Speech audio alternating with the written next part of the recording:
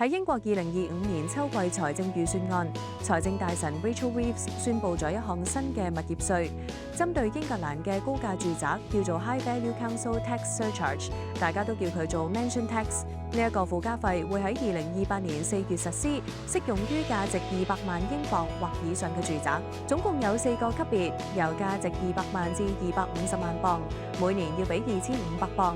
去到最高級別超過500萬鎊嘅住宅就要俾7500鎊，呢啲金額會跟住通脹調整。比起之前傳聞話要收住宅價值1% 嘅年度徵費，今次嘅措施溫和好多。政府預計呢一項稅每年可以帶嚟大約4億3千萬鎊嘅收入，